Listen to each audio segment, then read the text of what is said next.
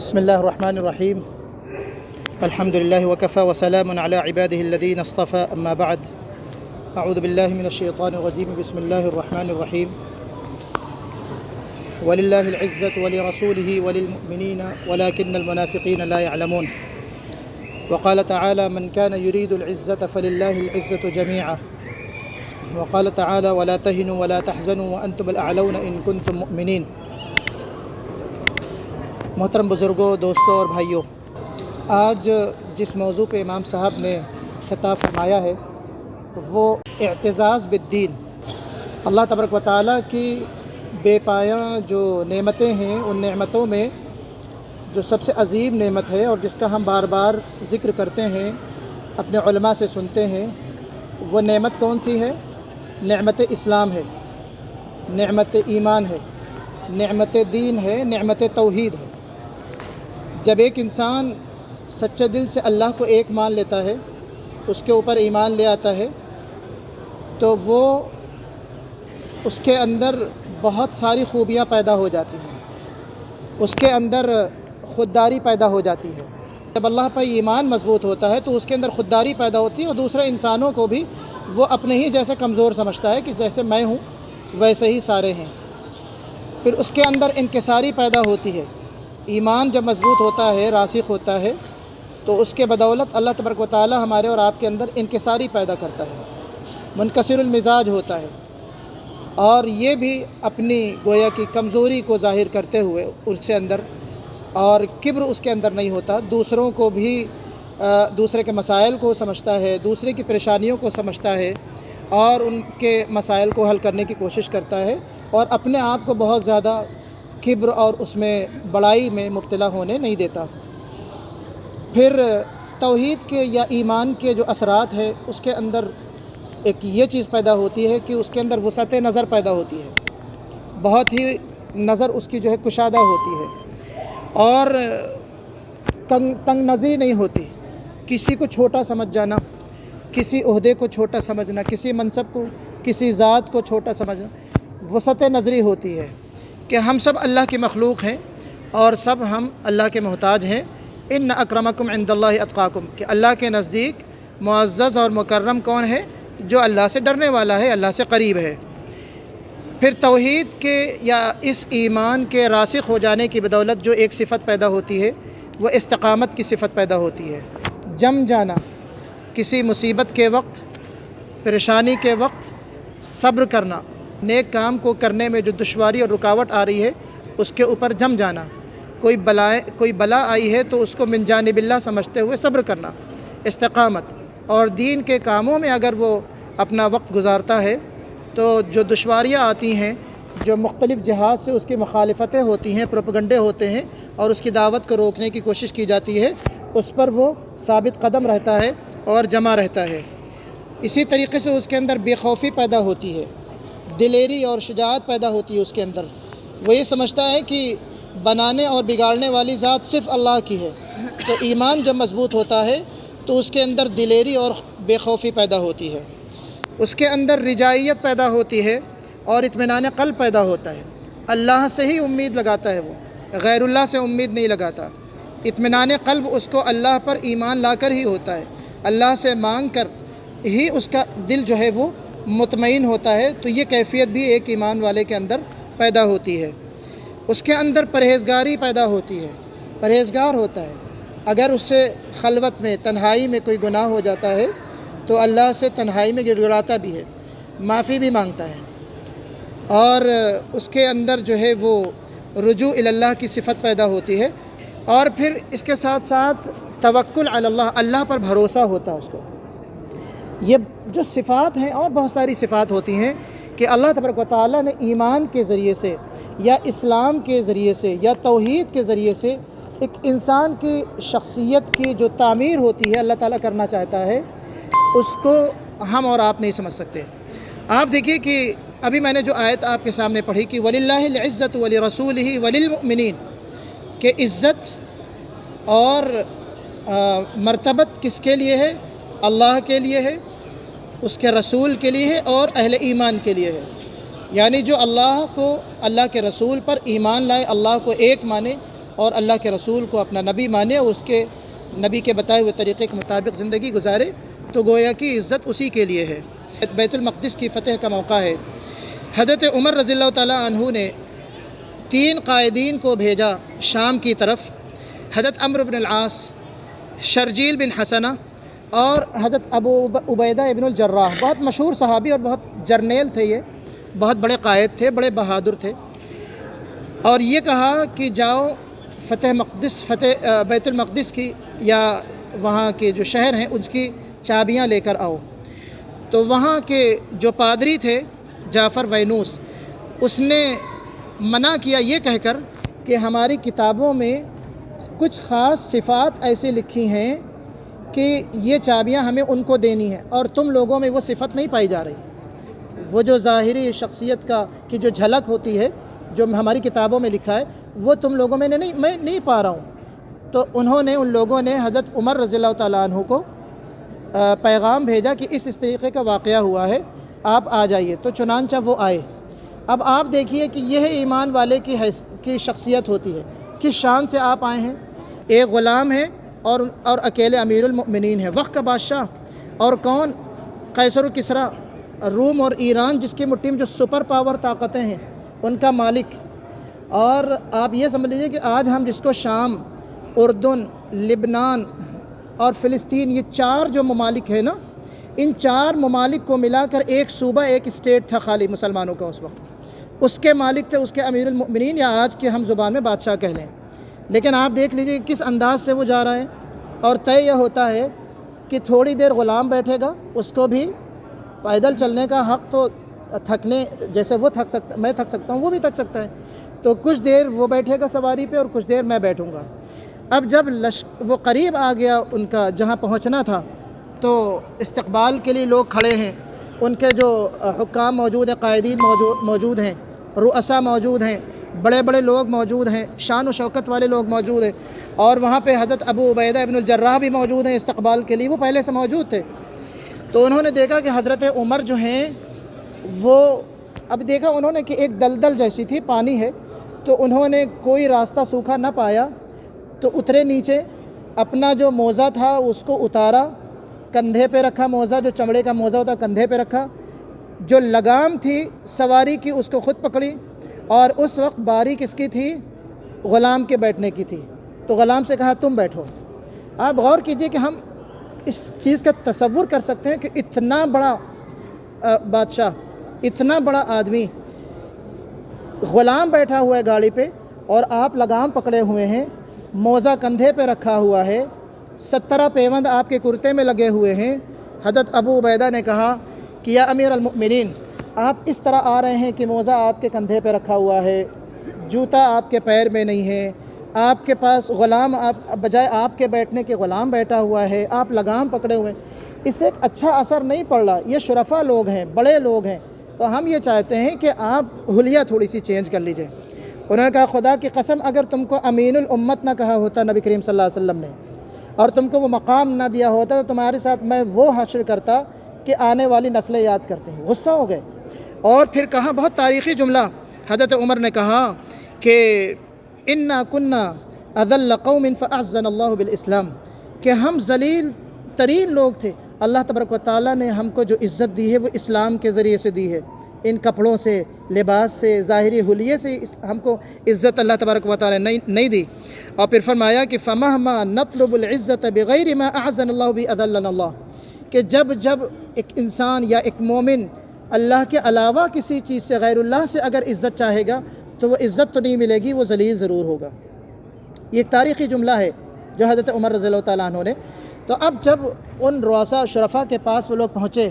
اور وہ جو صاحب اقتدار لوگ تھے، انہوں نے جب دیکھا تو دور سے ہی پہچان گئے، چابی دے دی اور کہا کہ ہماری کتابوں میں لکھا ہے کہ ایسا آئے گا، اور اس کے کپڑے میں جو ہے 17 پیون بھی لگے ہوں گے، یہ بھی لکھا ہے، توریت میں لکھا ہوا تھا، حضرت عمر کا حلیہ لکھا ہوا تھا، اور وہ اونٹ کی لگام پکڑے ہوئے ہوگا، وہ خود نہ بیٹھا ہوگا بلکہ اس کا غلام بیٹھا ہوگا۔ آپ دیکھیں کہ اسلام سے جو عزت ہمیں ملی، اور کیسا آدمی تھے، حضرت عمر کی شخصیت کیا تھی۔ تو اللہ تبارک و تعالیٰ نے جو ہمیں اور آپ کو اگر عزت ہمیں حاصل کرنا ہے تو اسلام پر قائم رہتے ہوئے، اسلام پر ثابت قدم رہتے ہوئے، اللہ پر بھروسہ کرتے ہوئے، توحید پر اپنے قدموں کو جماتے ہوئے، اپنے دل کو جماتے ہوئے ہم وہ عزت حاصل کر سکتے ہیں۔ آپ دیکھیے کہ یہ جیسا کہ میں نے عرض کیا کہ حضرت ابو عبیدہ ابن الجراح، یہ آپ کو ایسا لگ رہا ہوگا بظاہر کہ یہ بہت شان والے آدمی ہوں گے یا ان کا رہن سہن بہت اچھا ہوگا، نہیں، ایسا نہیں ہے۔ حضرت عمر گئے تو انہوں نے پورے شہر کا چکر مارا اور معائنہ کیا، تو ابو عبیدہ سے کہا ذرا اپنا گھر بھی دکھانا۔ اور چونکہ حضرت عمر کا معاملہ یہ تھا کہ جو گورنر ہوتے تھے ان کے گھروں کا، ان کے جو زندگی ہوتی تھی اس کا جائزہ لیتے تھے، کہیں فضول خرچی تو نہیں ہو رہی، کہیں بیت المال سے زیادہ چیز تو نہیں لے رہا، یہ عیش کی زندگی تو نہیں گزار رہا، فضول خرچی تو نہیں ہو رہی۔ تو ابو عبیدہ نے کہا کہ اے امیر المؤمنین، آپ جائیں گے تو سوائے آنسو نچوڑنے کے اور کوئی چیز ہاتھ آپ کو نہیں ملے گی، کوئی ہاتھ نہیں آئے گی کوئی چیز۔ تو حضرت عمر نے کہا نہیں، مجھے دیکھنا ہے۔ لے کے گئے، شہر کی جو رمق دمق تھی، جو خوبصورتی تھی، خوبصورت علاقہ، اور اس وقت مسلمانوں کی حکومت وہاں پہ تھی، شہر کو کراس کرتے ہوئے جنگل کو کراس کرتے ہوئے جو رونقیں تھیں سب ختم ہو گئیں۔ حضرت عمر نے کہا کہاں لے کے جا رہے ہو مجھے، کہاں لے کے جا رہے ہو؟ کہہ رہے بس آپ چلیے میرے ساتھ، آپ نے مجھ سے گھر دیکھنے کے لیے، میں آپ کو اپنا گھر دکھاتا ہوں۔ لے کے گئے، بہت دور جا کے ایک چھوٹا سا ایک چھپر پڑا ہوا ہے، چھوٹا سا بالکل ایک کمرہ ہے، اور کہا یہ جو ہے ہمارا گھر ہے۔ تو حضرت عمر نے کہا کہ اس میں نہ برتن ہے، نہ لیٹنے اور پہننے کی جو چیزیں ہیں، اس میں کہے میں لیٹتے ہو؟ تو کہا یہ جو مصلی بچھا ہے اسی پہ میں نماز پڑھ لیتا ہوں۔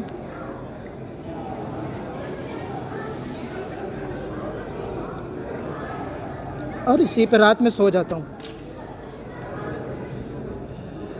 تو کہا کہ اچھا برتن تو کوئی نظر نہیں آ رہا۔ تو انہوں نے یوں ہاتھ اوپر کیا اور چھپر میں سے ایک چھوٹی سی جگہ بنی تھی، اس میں سے ایک پیالہ، کہنے یہ میرا برتن ہے، اور اس میں پانی اور بھیگی ہوئی روٹی، کہنے کہ ایک خاتون ہے وہ میرے لیے روٹی بناتی ہے صرف، تو اس کو میں 3 دن چلا دیتا ہوں، تیسرے دن جب خشک ہو جاتی تو اس کو پانی میں بھگو کے کھا لیتا ہوں۔ کون ہے یہ وہ ہیں جو آج کے 4 ممالک کے گورنر، اس وقت کا ایک صوبہ ہوتا تھا، اتنا بڑا گورنر، اتنا بڑا آدمی، کیا شان تھی، اور اللہ نے ان کو کیا مقام عطا کیا تھا، کس وجہ سے؟ اسلام پر ڈٹے رہنے کی وجہ سے، نبی کریم صلی اللہ علیہ وسلم سے سچی محبت کے نتیجے میں، سچے ایمان کی وجہ سے۔ حضرت ربعی بن عامر رضی اللہ تعالیٰ عنہ، جنگ قادسیہ کا موقع ہے، آپ غور کیجئے کہ وہ واقعہ سن 15 ہجری کا ہے، اور جو رستم ہے اپنے فوج کے ساتھ جو ہے وہ کھڑا ہے۔ رستم نے یہ مطالبہ کیا تھا مومنین سے، حضرت عمر سے، کہ کوئی اپنا وفد بھیجیے، ہم اس سے کچھ بات کرنا چاہتے ہیں، ڈائلاگ ہوگی، ہماری بات ہوگی۔ تو حضرت عمر نے صرف ایک شخص کو بھیجا، اس کا نام حضرت ربعی بن عامر تھا، اور ربعی بن عامر بھی انتہائی غریب فقراء صحابہ میں، کوئی بہت بڑی شان والے نہیں۔ تو چنانچہ وہ جس شان سے گئے ہیں، رستم بیٹھا ہوا ہے، اس کے حواری سب بیٹھے ہوئے ہیں، سب لوگ بڑے بڑے لوگ بیٹھے، اور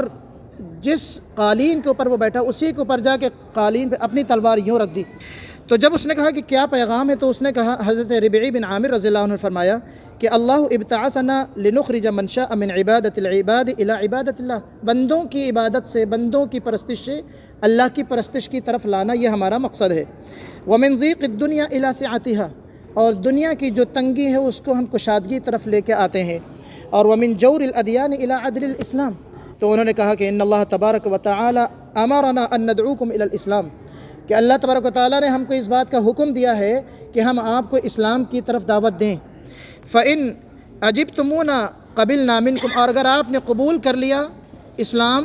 تو آپ کو امن ہے، اگر آپ نے انکار کیا تو ہم کیا کریں گے کہ ہمارے لیے پھر اللہ کا موعد ہے، یعنی اللہ کا وعدہ ہے۔ اللہ کا وعدہ کیا ہے؟ جب انہوں نے رستم نے پوچھا کہ اللہ کا وعدہ کیا ہے، تو کہا الجنۃ لمن مات علی قتال والنصر لمن بقی، کہ جو پھر یہ ہوگا کہ تم سے ہم جنگ کریں گے، جو شہید ہو جائے گا، جو مر جائے گا وہ شہید کہلائے گا، اس کے لیے جنت ہے، اور جو فتح یاب ہوگا وہ گویا کہ اس کے لیے اللہ تبارک و تعالیٰ کی مدد ہے، اور وہ جانباز کہلائے گا اور غازی کہلائے گا۔ تو چنانچہ جب یہ کہا تو رستم نے کہا کہ اچھا ایسا ہے کہ تم مجھے تھوڑی سی فرصت دو، تھوڑا موقع دو، اب دیکھیے روب 21 آدمی کا اکیلا، اور پورا محل ہے، سارے لوگ ہیں، پوری فوج ہے اس کی، اکیلا شخص ہے، صرف ایمان کی طاقت، تو کہا مجھے کچھ مہلت دو۔ تو انہوں نے کہا کتنے دن کی مہلت چاہیے، 2 دن کی یا 3 دن کی؟ انہوں نے کہا نہیں، مجھے کچھ دن کی مہلت دو تاکہ ہم اپنے جو لوگ ہیں ان سے ہم مشاورت میں طے کر لیں اور غور کر کے پھر ہم تمہیں بتاتے ہیں۔ تو انہوں نے کہا نہیں، ما سن لنا رسول اللہ صلی اللہ علیہ وسلم ان نؤخر الاعداء عند اللقاء اکثر من 3، کہ نبی کریم صلی اللہ علیہ وسلم کا حکم ہے، جنگی قانون ہے ہمارا کہ 3 دن سے زیادہ ہم دشمن کو مہلت نہیں دیتے۔ 3 دن کے اندر سوچ لو تمہیں جنگ کرنا ہے یا اطاعت کرنا ہے، بات ہماری ماننا ہے، اسلام لانا ہے یا جنگ کرنا ہے۔ تو اس نے کہا کہ اور مہلت نہیں مل سکتی؟ اس نے کہا نہیں مل سکتی۔ تو جب کہا نہیں مل سکتی تو کہا کہ تم بادشاہ ہو کیا، تم امیر المؤمنین ہو مسلمانوں کے؟ تو انہوں نے کہا نہیں، ہم امیر المؤمنین تو نہیں ہیں، لیکن ہم جو ہیں ولیکن المسلمون کالجسد الواحد، ہم مسلمان جو ہیں ایک جسم کی مانند ہوتے ہیں، اور یجیر ادناہم علی اعلاہم، تمہارے نزدیک جو سب سے کمزور شخص ہوتا ہے وہ ہمارے ہاں مسلمانوں میں سب سے مضبوط ہوتا ہے، تو ہماری ظاہری حلیے پہ مت جاؤ۔ تو جب انہوں نے رستم اپنے حواریوں کے پاس اور اپنے محل میں لوگوں کے پاس گیا اور ان سے کہا کہ تم نے اس کی بات سنی؟ تو انہوں نے کہا جیسے عام طریقہ ہوتا ہے کہ آپ اس کی باتوں میں، یہ فقیر ہے، یہ غریب ہے، اس کی حلیہ دیکھو، اس کا کپڑا دیکھو۔ تو انہوں نے کہا نہیں، یہ عرب ہیں، اور یہ عرب ہیں، یہ کپڑوں پہ نہیں جاتے، یہ اپنے ظاہری کھانے پینے کو نہیں دیکھتے،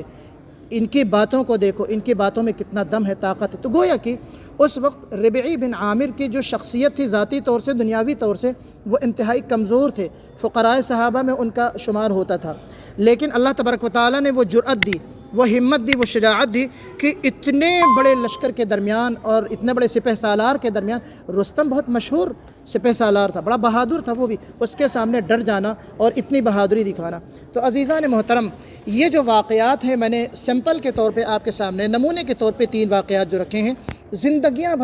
صحابہ کرام کی ہمارے سامنے موجود ہیں، بعد کے لوگوں کے درمیان موجود ہیں۔ آپ جانے دیجئے صحابہ کرام کا دور، آپ جانے دیجئے تابعین کا دور، آج کے اور پریزنٹ ٹائم میں آپ